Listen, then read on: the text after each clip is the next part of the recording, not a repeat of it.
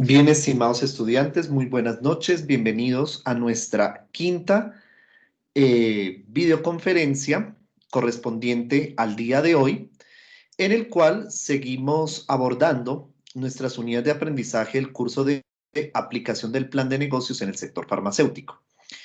Les quiero comentar que en este momento nos encontramos en el desarrollo de nuestra actividad de aprendizaje número 2, de la cual todos ustedes ya espero estén revisando la guía. Algunos de ustedes me han planteado inquietudes a través del correo y espero que ustedes estén ya desarrollando esta actividad. En el transcurso de esta semana estaré retroalimentando la actividad de aprendizaje número 1 que ustedes ya entregaron para que estemos al día con el tema de las notas.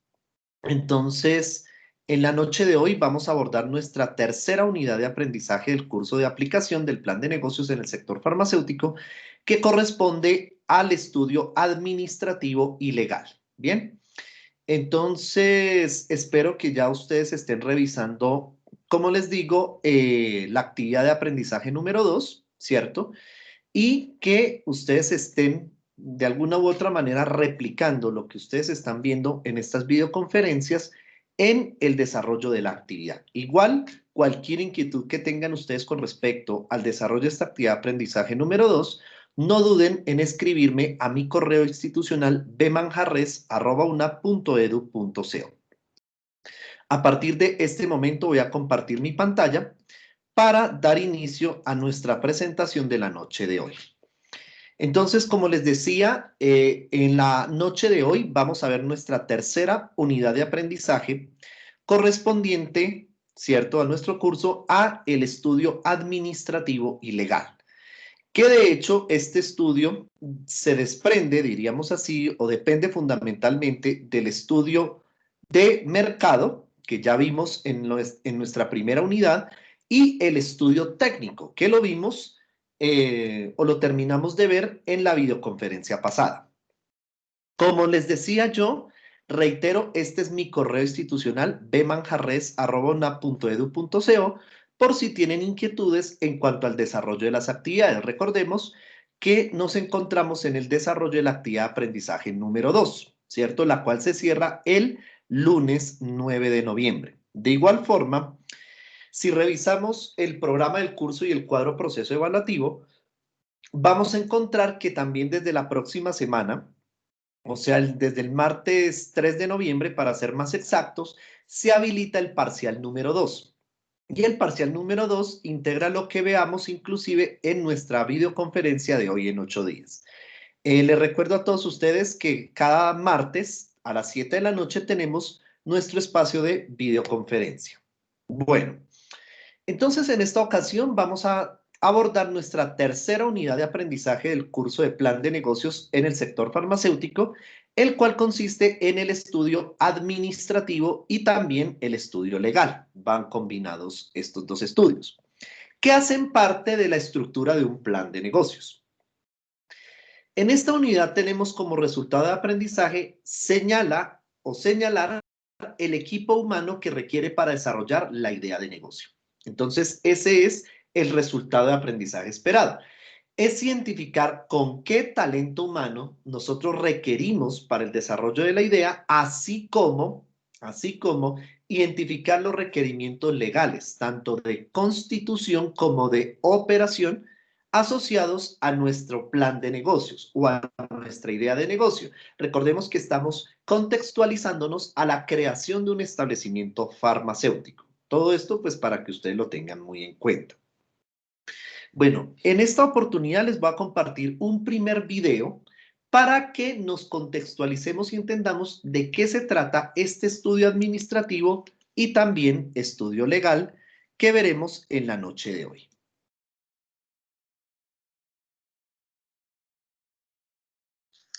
Bien, ahora veremos lo que es el estudio administrativo y legal de la UBIE. Bien, en primer lugar estaremos conociendo cuál es la misión de nuestra empresa, la cual es desarrollar y ejecutar la verificación de instalaciones eléctricas y energéticas con ética profesional e imparcialidad, ofreciendo servicios certificados para satisfacer las necesidades de nuestros clientes con un servicio integral utilizando tecnología de punta. Nuestra visión es ser un referente en la evaluación de la conformidad de las normas oficiales aplicables a proyectos eléctricos y energéticos a nivel nacional, superando las expectativas y necesidades de nuestros clientes, comprometidos con el medio ambiente, promoviendo la seguridad y uso eficiente de la energía.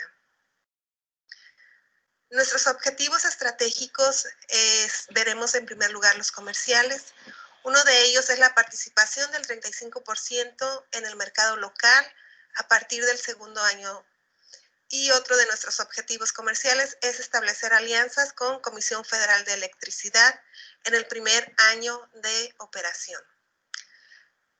En lo referente a nuestros objetivos operativos, deseamos tener un cumplimiento de las normas oficiales mexicanas en instalaciones eléctricas.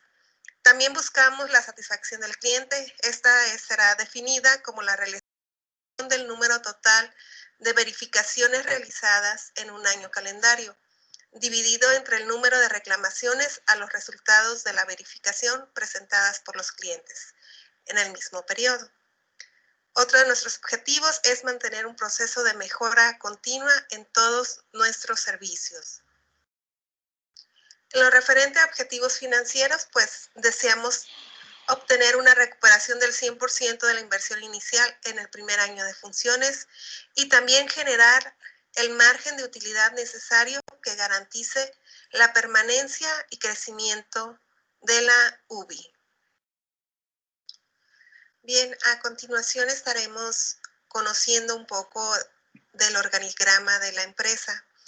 Es un organigrama bastante sencillo, con muy pocos niveles jerárquicos, ya que es una empresa pequeña. Al inicio nos encontramos con el puesto del verificador titular, cuya misión es proporcionar a la empresa credibilidad y estabilidad al ser un verificador acreditado por EMA, plenamente capacitado para llevar a cabo las verificaciones eléctricas y energéticas solicitadas por los clientes y emitir los dictámenes correspondientes. Sus funciones principales son realizar las verificaciones solicitadas, elaborar los reportes con las recomendaciones correspondientes, emitir los dictámenes de conformidad, establecer objetivos estratégicos de la empresa, dar seguimiento a las empresas verificadas, supervisar a los acreditadores adjuntos, elaboración de proyectos y asesoría a clientes. Enseguida tenemos lo que son los verificadores adjuntos. Básicamente tienen la misma misión del puesto, las mismas actividades que el verificador titular. Él básicamente se encarga de apoyar al verificador titular en todo lo que él necesite. También en el mismo nivel tenemos lo que es la gerencia administrativa. La misión de este puesto es gestionar eficientemente todas las actividades clave con el fin de cumplir los planes y alcanzar los objetivos de la empresa, trazar las pautas y normas que contribuyan a la eficiencia y calidad de los servicios que ofrece la empresa. Entre sus funciones principales tiene el participar en la elaboración de objetivos estratégicos junto con el verificador titular, ejecutar y controlar la asignación de recursos presupuestados para la empresa, establecer las políticas y normas administrativas que conduzcan al fortalecimiento de los procesos, elaborar cotizaciones, realizar el proceso de compras, revisión de estados financieros junto con el contador, elaboración y pago de nómina, administración de cuentas bancarias y administración de cartera de clientes. Dependiendo directamente de la gerencia administrativa, encontramos el puesto de asistente administrativa, cuya misión es prestar asistencia a la gerencia administrativa, planificando y ejecutando actividades administrativas con el fin de lograr un eficiente desempeño que contribuya a alcanzar los objetivos de la organización. Entre sus funciones principales está la recepción y despacho de documentos, llevar el control de archivos generales y confidenciales, asistir a la gerencia y verificadores en asuntos administrativos, atender y realizar llamadas telefónicas, atender visitas y público en general, recibir cheques o cualquier otra forma de pago a favor de la empresa. También lleva el control de la caja chica y tramita su reposición. Transcribe y envía cotizaciones a clientes por el medio que se hayan solicitado. Elabora facturas digitales. Atiende las redes sociales de la empresa y mantiene en orden equipo y lugar de trabajo, reportando siempre cualquier anomalía. En lo referente a la constitución legal de la UBI, vemos que deseamos adquirir el tipo de asociación en participación, ya que existe un interés común entre la parte que realiza la actividad y la que aporta el capital, y así también se distribuye el riesgo, además de trabajar en conjunto para lograr una ganancia adicional, aun cuando el asociante pueda desempeñar sus actividades sin la intervención directa del asociado. Otra de las ventajas de este tipo de asociación es que las utilidades y las pérdidas se distribuyen de acuerdo a lo pactado en el contrato previamente celebrado y las pérdidas de los asociados no pueden exceder a su aportación. Por lo anterior, estamos convencidos que la asociación en participación es la constitución legal que más le conviene a la UBI. Bueno, entonces, como observábamos en este video, básicamente el estudio administrativo comprende, en términos generales, la definición de la plataforma o direccionamiento estratégico que va a tener en nuestro establecimiento farmacéutico, esto a través del concepto de la misión, la visión, los objetivos corporativos, los principios, así como también definir la estructura organizacional o el organigrama de esta nueva empresa o este nuevo establecimiento farmacéutico a constituir, donde no solamente hay que definir los cargos o las funciones que se van a desempeñar en el establecimiento farmacéutico, sino que también es importante definir el manual de funciones, así como también establecer el proceso de selección de personal.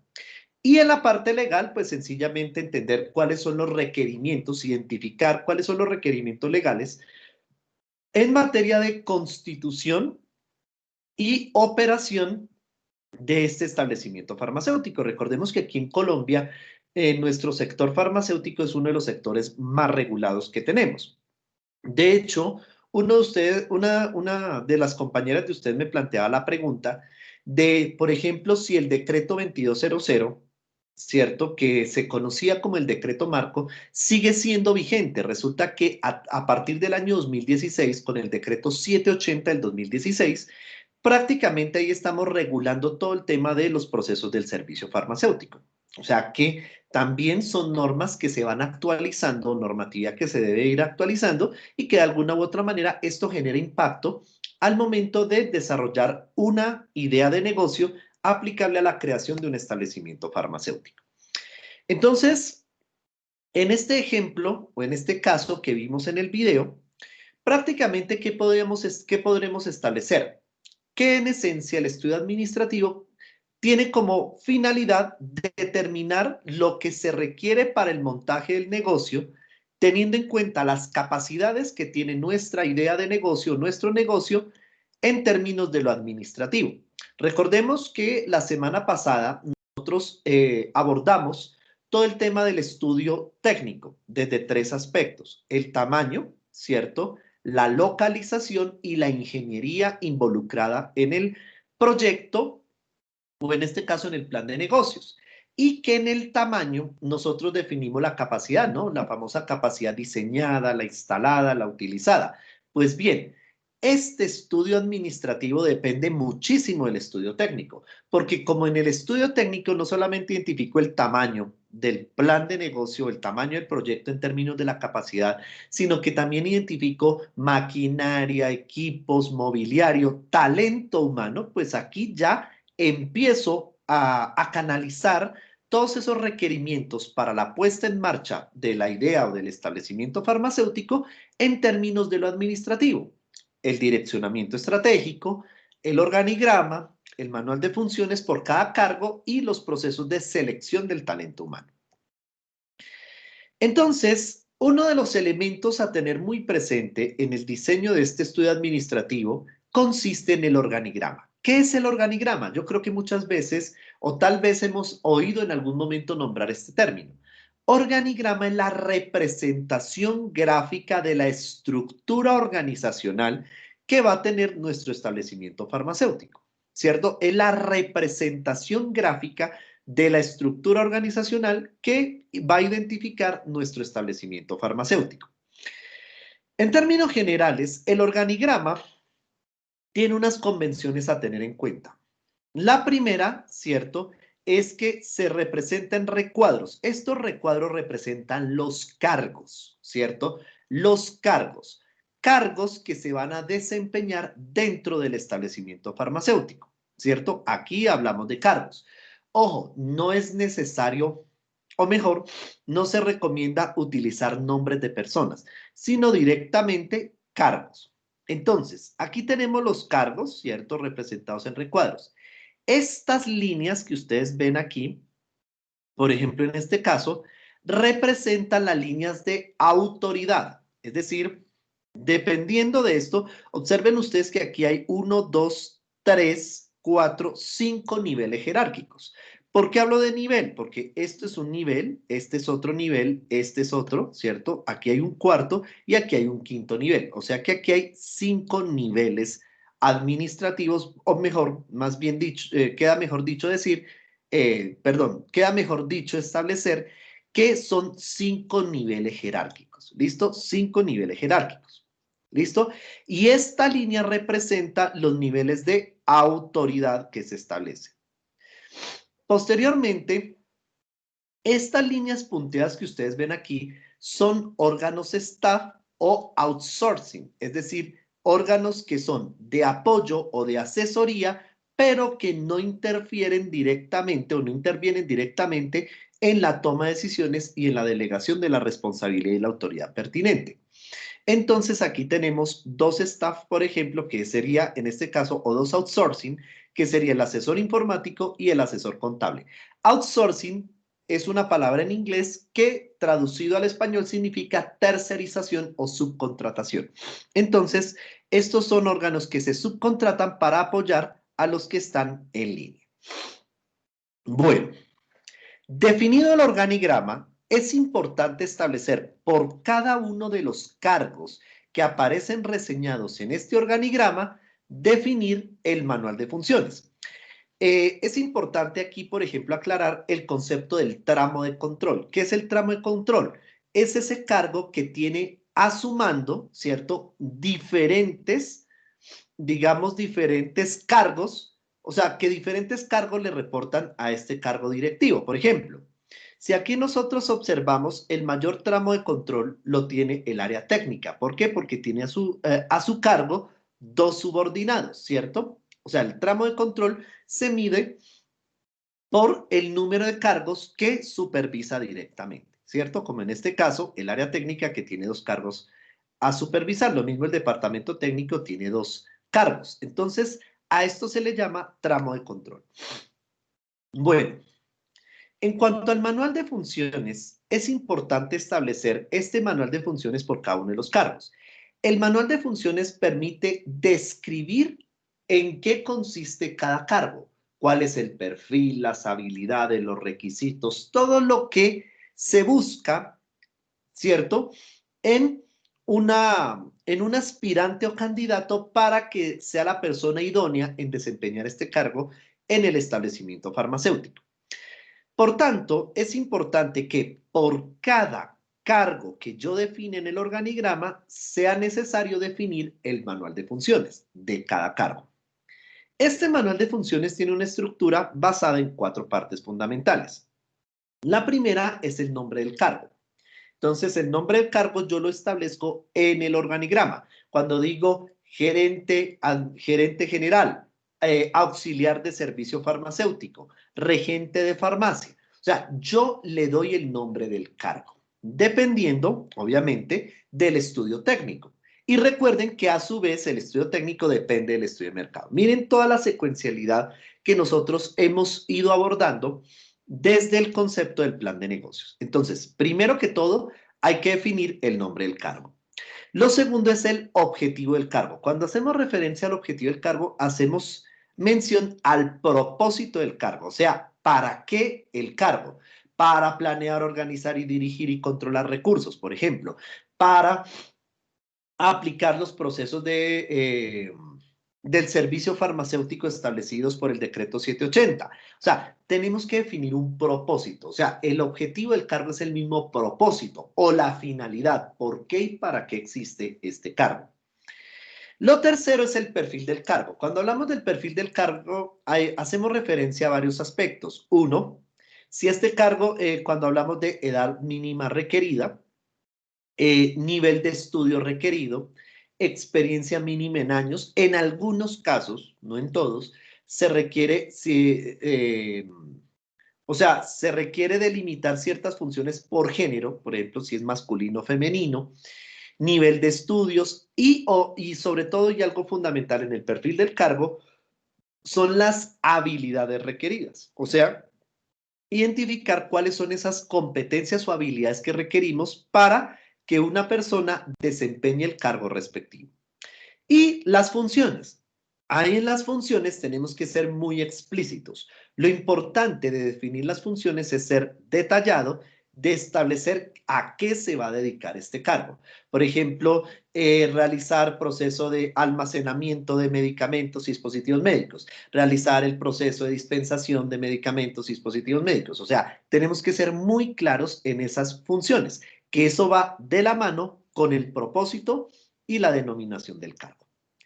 Este manual de funciones nos va a llevar a ligar otro proceso importante dentro de lo que ustedes tienen que definir en el estudio administrativo y es el proceso de selección de personal. Primero que todo vamos a hablar del reclutamiento. ¿Qué es el reclutamiento? El reclutamiento sencillamente es ese proceso de convocatoria. Esa convocatoria que se hace con el fin de identificar el mejor perfil o los mejores perfiles que más se sitúen a ocupar los cargos respectivos. Y resulta que podemos hablar de dos tipos de procesos. El proceso abierto, que es cuando, digamos, se publican estas convocatorias para ocupar vacantes, ¿cierto? A través de medios de circulación, bolsas de empleo, ¿cierto? Redes sociales y demás, ¿cierto? O sea que es abierto a todo el mundo, al que mejor ocupe el cargo respectivo. Y los procesos también de reclutamiento y selección de personal pueden ser cerrados. ¿Qué significa cerrados? Que únicamente se dan dentro del mismo establecimiento farmacéutico, que no se divulgan al medio o al entorno, y de alguna u otra manera está dado a través de la promoción, ascensos del mismo personal colaborador o talento humano colaborador de la organización. Entonces, ¿cuáles son las etapas del proceso de selección? Aquí las tenemos, básicamente parten de un análisis de necesidades, o sea, un diagnóstico. Primero que todo, debo identificar qué cargos voy a necesitar.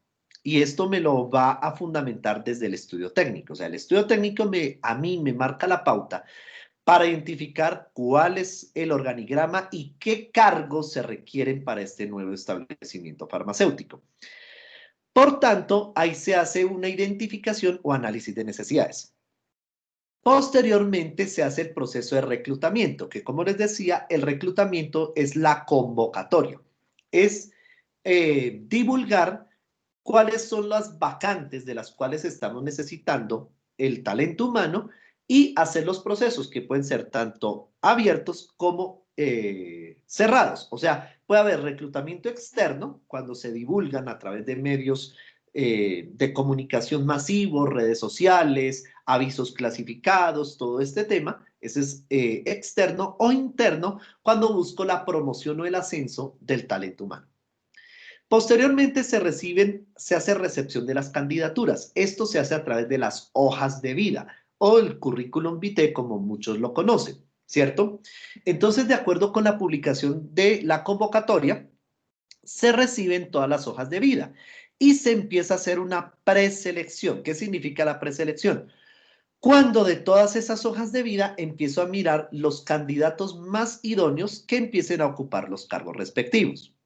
Posteriormente, de todo ese universo de hojas de vida que llegan, pues obviamente se eligen o se preseleccionan las más idóneas se empiezan a aplicar unas pruebas de selección. Estas pruebas tienen que ver con pruebas psicotécnicas, psicométricas, hasta pruebas de desempeño, por ejemplo.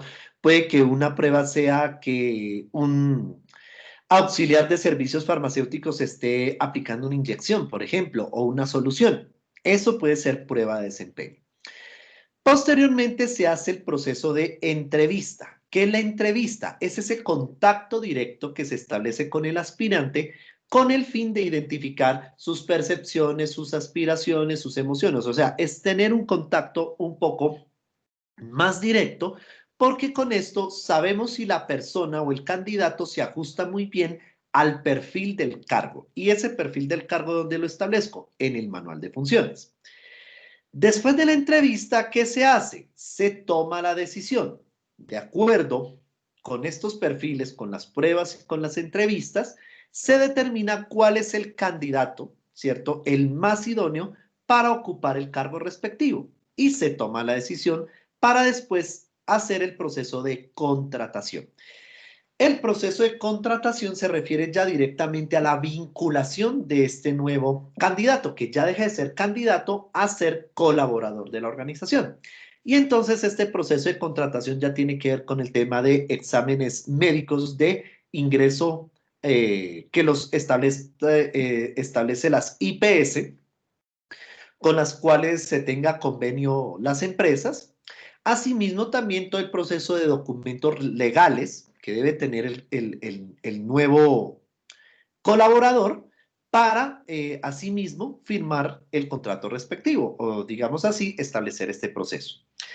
Posteriormente viene la incorporación, que la incorporación trae consigo la inducción. Esta inducción la hace generalmente las personas encargadas de gestión del talento humano o a veces el mismo gerente de la organización. Y posteriormente se hace un seguimiento. Este seguimiento se hace a través de la capacitación, ¿cierto? Se hace a través del entrenamiento y de la evaluación del desempeño. Esta evaluación del desempeño tiene como finalidad establecer acciones de mejora. Es decir, si nosotros vemos que este candidato o esta persona, este colaborador, digamos, no está alcanzando los estándares o las metas que se les han fijado, pues hay que establecer acciones correctivas o preventivas. Esto con el fin de mejorar el desempeño. Y esto, como ustedes pueden observar, es cíclico, o sea que constantemente hay que desarrollar estos procesos. Es importante para efectos del plan de negocios establecer quién va a hacer el proceso de selección. Si ustedes lo van a hacer por sí mismos en su establecimiento farmacéutico o van a contratar o subcontratar o tercerizar una bolsa de empleos que se encargue de administrar o de gestionar estos procesos. Entonces, ¿cuáles son los aspectos que debemos contemplar en este estudio administrativo? Entonces, uno, definir la misión. Cuando hablamos de la misión con M, establecemos la razón de ser de la empresa. O sea, es decir, es establecer la razón de ser de nuestro establecimiento farmacéutico. ¿Por qué y para qué existe este establecimiento farmacéutico? Es una declaración que debe ser corta, que debe escribir en qué negocio estamos, cuáles son los productos, mercados, servicios que estamos ofreciendo, qué mercados vamos a atender, cuál es el propósito y la finalidad, cuáles son los derechos y deberes de los colaboradores. Todo esto tiene que estar implícito en la declaración de la misión. O sea, misión es la razón de ser. En cambio, la visión con V, viene del verbo ver, representa cómo la declaración de cómo estamos viendo o visualizando la empresa o este establecimiento farmacéutico en un horizonte de tiempo en el largo plazo, que generalmente aquí en Colombia se asume el largo plazo como 5 años. Es cómo visualizamos la empresa dentro de 5 años. Por ejemplo, seremos la cadena de droguerías líder en Cundinamarca o en el departamento de Putumayo o en el departamento del Caquetá a través de la oferta de productos o servicios innovadores, medicamentos y dispositivos médicos de óptima calidad que atiendan las necesidades y expectativas de nuestros clientes y consumidores. Por ejemplo, esto es un ejemplo de cómo formular la visión. Visiones a futuro, ¿cierto? ¿Cómo nos visualizamos o cómo estamos visualizando el establecimiento farmacéutico a futuro? Es importante también definir los objetivos. ¿Qué son los objetivos? Son las acciones descritas o formuladas en términos de resultados o propósitos que la organización o que este establecimiento farmacéutico espera alcanzar en el corto, mediano o largo plazo.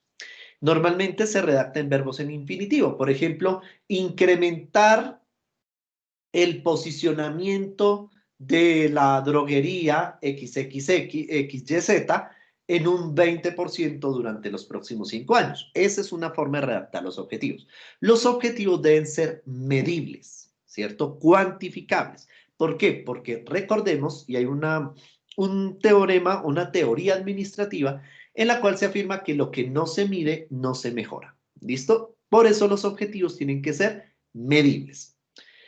También se deben definir las metas. ¿Qué son las metas? Esos resultados más a corto plazo, más específicos que nos permiten alcanzar los objetivos. Por ejemplo, aumentar el número de clientes de la droguería en un 5% anual. Eso es una meta. Porque la meta es mucho más puntual y me permite llegar al objetivo. También es importante definir los procesos y los procedimientos. ¿Qué son los procesos? El proceso se define como ese conjunto de actividades importantes que permiten transformar entradas en salidas. Las entradas, ¿cuáles son? Los recursos, todos esos recursos que hemos identificado desde el estudio técnico. La organización los procesa a través de estos procesos, valga la redundancia, y genera salida. ¿Qué es la salida? Productos, servicios, desechos y demás, y satisfacción del cliente. Eso es básicamente los procesos. Y los procedimientos se refieren a las actividades concretas que me permiten cumplir con los procesos. Hoy en día es importante, de hecho, ustedes han hablado en otros cursos sobre el decreto 780 del 2016 sobre los procesos del servicio farmacéutico. Ahí sabemos muy claramente la diferencia entre procesos y procedimientos. Lo mismo que cuando ustedes vieron el curso de implementación del sistema de gestión de calidad, ahí trabajaron yo creo que muy bien, o mejor, muy seguramente trabajaron ese concepto de los procesos y los procedimientos. Bueno, a continuación les voy a compartir este video sobre misión, visión y valores.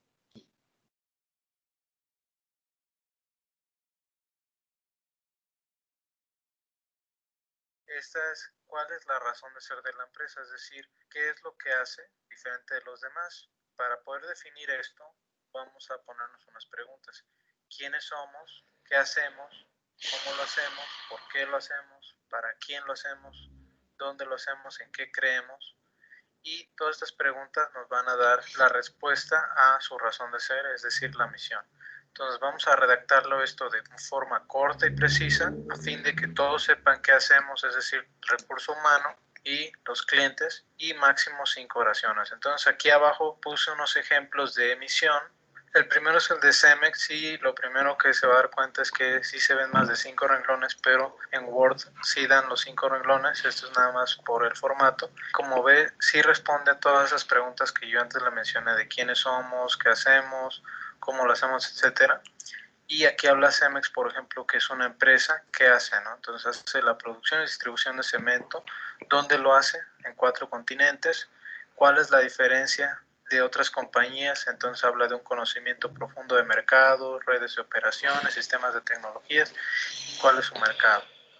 El otro ejemplo es de una empresa genérica, digamos en Perú, y igualmente responde a todas esas preguntas de forma muy específica. Entonces dice qué somos, qué hacemos, ¿no? Producción y comercialización de verduras, dónde, en el mercado norteamericano, quiénes son nuestros clientes, qué es lo que le estamos dando a los clientes, ¿no? Que sería una oferta oportuna y de calidad, etcétera. ¿Qué tienen? ¿Cuál es la diferencia? ¿En qué creen? Hay empresas que no les gusta la misión larga. Hay empresas que les gusta más tener una misión más genérica, servir al mundo, etcétera, ¿no? O sea, hay unos casos, por ejemplo, el de Bimbo, que dado que se ha expandido tanto a distintos productos y servicios en todo el mundo, de plano dijeron vamos a cambiar totalmente la misión y vamos a hacerla muy genérica. Otro caso de un sitio que se llama Modernidad, que venden ropa de madres. proveer la más actual moda y mejores productos y servicios a la futura madre y en general a la familia que espera un bebé. Entonces, muy simple, explica muy bien qué es lo que es y usted puede escribir una igual. La nota 1 habla de para qué escribir la misión. Entonces, es una pregunta que muchas personas se hacen cuando ven este concepto porque no lo entienden. Me hice esa pregunta cuando yo estudié universidad, administración. Yo decía, ¿para qué quiero escribir la misión? Pues que no sé lo que ya soy o qué. Que no sé lo que ya es la empresa, ¿para qué necesito escribirlo? Sí es importante porque más allá de ser un concepto, es la representación, digamos, textual de lo que usted es, porque si no lo escribe al final, lo que no escribe no lo hace. Es lo mismo con una empresa. Si no escribe su misión, después se va a meter en otras cosas que no tenía que meterse, va a perder el rumbo de qué era lo que estaba haciendo. Entonces, al final, es simplemente eso, escribirlo para acordarnos siempre de qué somos, de qué es lo que estamos haciendo, por qué somos diferentes a toda la competencia, por qué pusimos el negocio desde un principio. Lo importante es quién es y en qué hace la diferencia. La misión no va a ser igual a la de la competencia y no tiene por qué copiárselo. Usted es distinto, su negocio es distinto y como le decía, imagínese su negocio como un bebé. Usted le va a poner con la misión el nombre a su bebé y a diferencia de un bebé real, usted va a decirle qué es lo que tiene que hacer. ¿Para qué la quiero?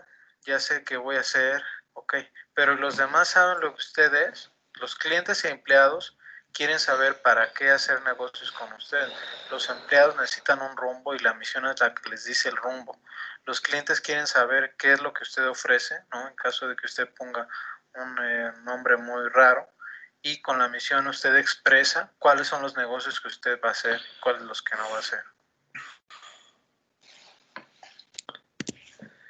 Bueno, muy bien. Entonces, como pudimos observar en el video, ahí nos dan una descripción completa del concepto de la misión, concepto fundamental que nosotros debemos tener presente al momento de definir el direccionamiento estratégico de nuestro establecimiento farmacéutico. Bien, igual estos videos complementarios, así como esta grabación de esta videoconferencia, yo a partir del día de mañana, ustedes la van a encontrar en la plataforma Canvas de su curso de aplicación del plan de negocios en la sección módulos, ¿cierto? Ahí encuentran estas grabaciones de las videoconferencias.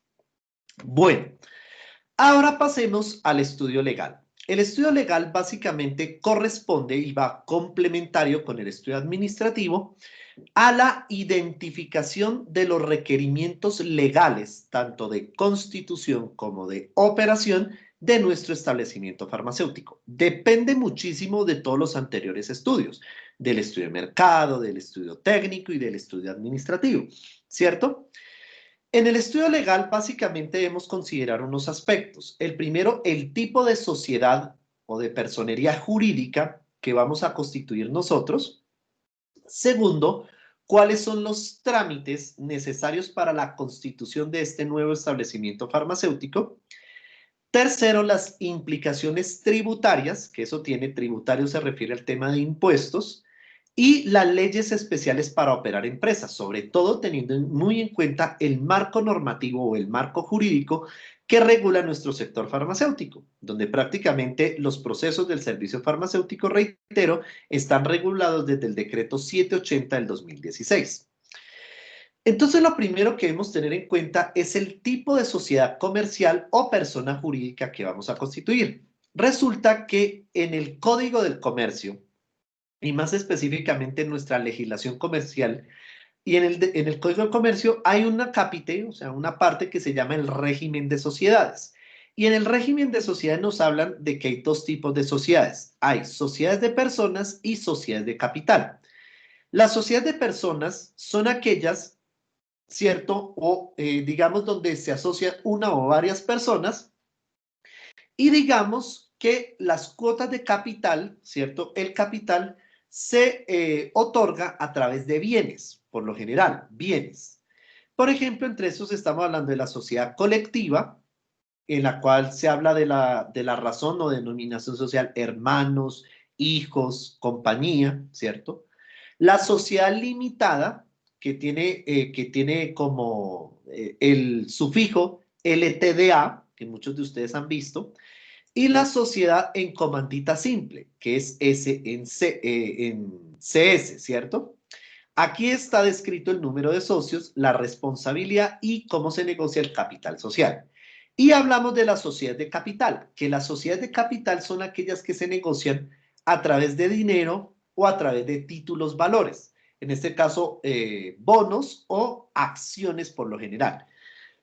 Entonces, la primera es la famosa SAS, que es una sociedad muy conocida y muy recomendada a todas estas. Por ejemplo, si ustedes quieren constituir un establecimiento farmacéutico, es el tipo de sociedad más recomendado hoy en día, porque este es un régimen común donde no se obliga a la sociedad a emitir acciones y el número de socios no está limitado a un mínimo y a un máximo. O sea, cualquiera puede pertenecer a esta sociedad. Y tiene muchos beneficios en materia tributaria. Entonces, muchos están eligiendo por constituir una SAS, Sociedad por Acciones Simplificada. ¿Listo? También está la famosa sociedad anónima, que esta ya es propia de medianas empresas, que esta negocia el capital sí o sí con acciones tanto ordinarias como preferentes, y la sociedad en comandita por acciones, que una parte se negocia en bienes y otra en acciones. Esto es básicamente un cuadro comparativo asociado con el régimen de sociedades en Colombia. Si queremos profundizar esta información, nosotros podemos consultar el Código del Comercio en la parte del régimen de sociedades o directamente en las páginas web de las cámaras de comercio podemos tener acceso a esta información. Hay un portal aquí en Colombia que es el Portal Nacional de Creación de Empresas, que es que tiene esta dirección www.crearempresa.com.co, donde nos pueden brindar toda esta asesoría en materia de el tipo de sociedad que vamos a constituir. Y asimismo, aquí hay un enlace muy importante para verificar si el nombre o esta denominación social con la cual nosotros queremos constituir el establecimiento farmacéutico no está repetido o de pronto ya no está identificado con otra sociedad. Esto se llama homonimia, ¿cierto? Homonimia, con H. Es verificar si el nombre o la razón social de ese establecimiento farmacéutico que voy a constituir ya no está repetido en otra sociedad. Y eso se verifica a través de este enlace y sobre todo a través del RUES. RUES, R-U-E-S, significa el sistema de registro único empresarial, que eso lo tiene este portal y las cámaras de comercio. Entonces, en este portal es importante de pronto que lo podamos conocer porque ahí prácticamente nos hablan de los trámites, así como los formularios, nos dan la asesoría del tipo de sociedad comercial, bien sea de capital o de personas, que es más prudente o pertinente constituir dependiendo con la naturaleza del establecimiento farmacéutico en este caso. ¿Cuáles son los pasos para constituir una farmacia y también una droguería? El primero de ellos es consultar en la Cámara de Comercio que el nombre esté disponible. O sea, lo que yo les decía, a través del RUES, la famosa homonimia. Homonimia se escribe con H. O sea, es decir, que no exista ese nombre que yo tengo proyectado con el cual quiero identificar mi establecimiento farmacéutico, ya no puede estar repetido el nombre. Tiene que haber una diferenciación. Segundo, hacer el acta de constitución y los estatutos. Estos, pues obviamente, es de acuerdo con el tipo de sociedad que deseamos constituir. Tercero, hacer la escritura pública de acuerdo a los estatutos. Esta escritura pública se debe registrar en la notaría, ¿cierto? En las notarías. Cuarto, llevar a la Cámara de Comercio el acta de constitución y la escritura pública, debidamente autenticada en notaría. Y realizar una presentación personal de los otorgantes ante el secretario de la Cámara de Comercio, a través de documento privado o escritura pública. Cualquiera de los dos tiene que estar, o en lo posible, autenticados en la notaría respectiva. Y estos se pueden presentar en físico o en medios magnéticos. Ahorita, pues con el tema de la coyuntura de la pandemia de la COVID-19, pues se está recomendando el medio magnético. El quinto paso es pagar el impuesto a la gobernación. Resulta que cada alcaldía o municipio define su impuesto de industria y comercio, el famoso ICA. Lo mismo si nosotros tenemos avisos, por ejemplo, la mayoría de las droguerías tiendas naturistas tienen avisos, hay un impuesto de aviso y tableros, que eso también lo fija cada municipio. Eso es importante tenerlo presente. Posteriormente se compran los formularios RUES, o sea, el Registro Único Empresarial en las cámaras de comercio, se diligencian y se presentan firmados por el representante legal. Ahorita se está validando todo el tema de la firma digital para agilizar estos procesos. El séptimo paso es que en la Cámara de Comercio, en lo posible, registrar los libros de actas y de accionistas, dependiendo del tipo de sociedad que vamos a constituir. Si vamos a hablar de una SAS, de una sociedad anónima o en comandita. No en todas las sociedades, y esto es importante tenerlo presente, se hace ese registro. El octavo paso es en la Cámara de Comercio solicitar el PRERUT. Resulta que como normalmente al constituir un establecimiento farmacéutico se habla de un régimen que es el régimen común tiene que declarar, descontar y pagar impuestos. Entonces, ese PRERUT nos permite establecer si este establecimiento farmacéutico es del régimen común y qué tipo de impuestos se deben liquidar. Este PRERUT es el prerequisito para, y esto va en el noveno paso, para apertura de la cuenta, y esto se valida ante la DIAN. Recordemos que la DIAN es la Dirección de Impuestos y Aduanas Nacionales de Colombia. Y esto tiene fin de expedir el RUT. ¿Qué es el RUT? La palabra RUT es la sigla que significa Registro Único Tributario.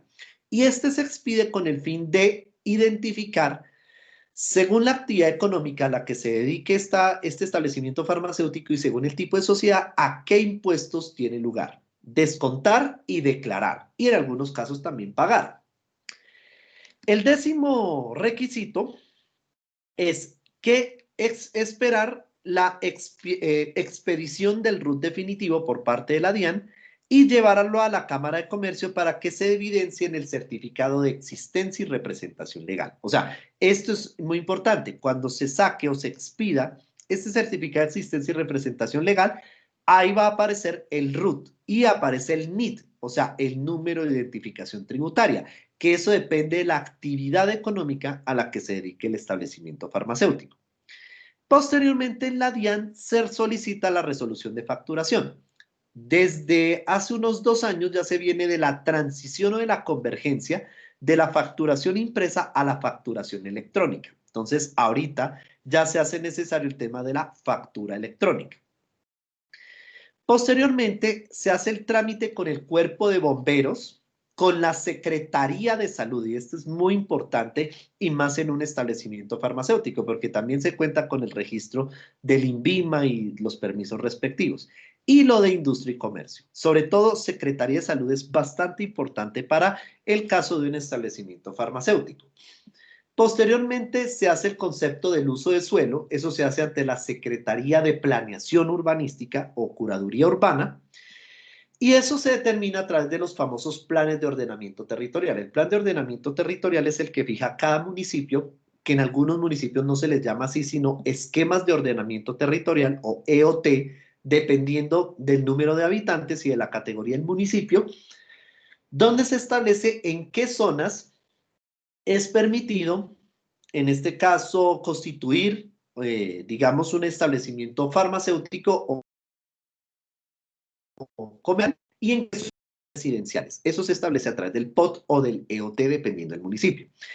Es necesario diligenciar el formulario dependiendo del sector y se espera 15 días para la respuesta, en promedio, ¿sí? Dependiendo de la solicitud también. Otro aspecto es diligenciar el registro de industria y comercio. Eso se hace en las secretarías de Hacienda de cada municipio. Se presenta el certificado ante la Cámara de Comercio y lo mismo el formulario de uso del suelo, contrato de arrendamiento del local en caso de que se solicite un local no propio sino arrendado, ¿cierto? Y se diligencia el formulario y se paga de acuerdo a las ventas presupuestadas. Esto aparece en el artículo 21 del Código del Comercio, lo que les venía diciendo. También se paga en algunos casos en promedio 15% de impuesto de avisos y tableros, perdón, y 1% del ICA o impuesto de industria y comercio. Y esta activación de industria y comercio tiene una resolución de 1 a 3 meses en promedio. Posteriormente, se solicita ante la Secretaría de Salud la visita y se expide el acta respectiva para la certificación de la licencia de sanidad. Pero ojo, porque como es establecimiento farmacéutico, también requiere el concepto del INVIMA. ¿Listo? Importante. Otro aspecto importante es para expedir el concepto del cuerpo de bomberos, el local debe tener señalización, extintores y certificado de fumigación y de control de plagas. Esto es muy importante también para cumplir la normatividad, al igual que también esto se asocia con todo lo reglamentario a salud y seguridad en el trabajo. Posteriormente, pagar el concepto de derechos de autor por el uso de música en SAICO y ASINPRO. Esto también lo fijan en cada municipio.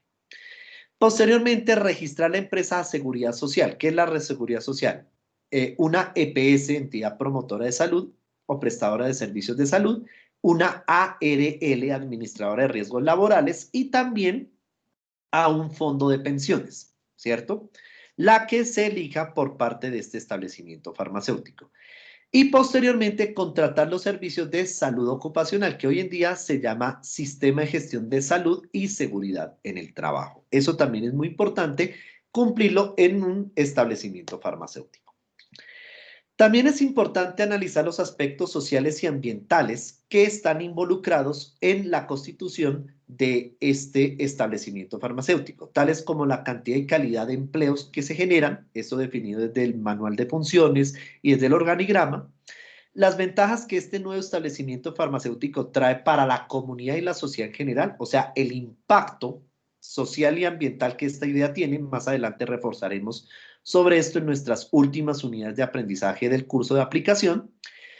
Los efectos en la cultura y las condiciones de vida en la sociedad, los riesgos que también implican el tener colaboradores al realizar labores con la empresa. Esto más adelante lo veremos con el concepto de sostenibilidad que va a tener o que debe tener nuestro establecimiento farmacéutico. Los riesgos de contaminación de la empresa, eso lo hablaremos también al detalle en nuestras últimas unidades del curso.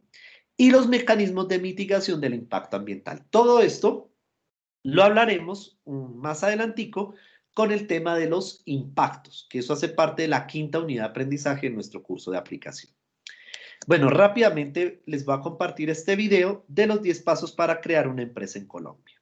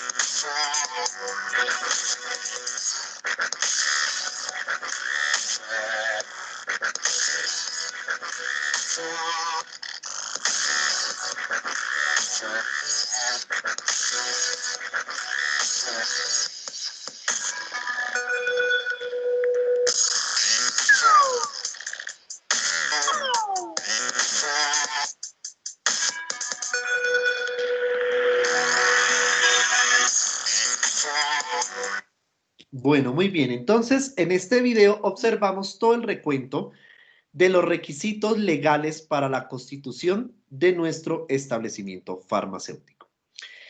Este video no lo vamos a observar, yo les voy a compartir, así como con los anteriores videos que proyecté en la noche de hoy, les voy a compartir el enlace complementario al tema de los requisitos legales para la constitución de el establecimientos farmacéuticos o de empresas, les voy a compartir el enlace también de este video. Entonces, no siendo más, muchísimas gracias a todos ustedes. A partir del día de mañana, miércoles 28 de octubre, ustedes van a encontrar esta grabación de la videoconferencia junto con las diapositivas y con estos enlaces de los videos complementarios para que ustedes lo revisen y lo empiecen a aplicar a nuestra actividad de aprendizaje número 2. Entonces les recuerdo a todos ustedes, sigan con el desarrollo, vayan empezando a trabajar con la actividad de aprendizaje número 2. Estaré atento a atender sus inquietudes a través del correo institucional bmanjarres@una.edu.co y nos encontraremos de hoy en 8 días en nuestra sexta videoconferencia en la cual vamos a hablar del estudio económico y financiero, que pues prácticamente hace referencia a nuestra cuarta unidad de aprendizaje. Entonces, muchísimas gracias a todos ustedes y nos reencontraremos en nuestra próxima videoconferencia. Feliz noche para todos.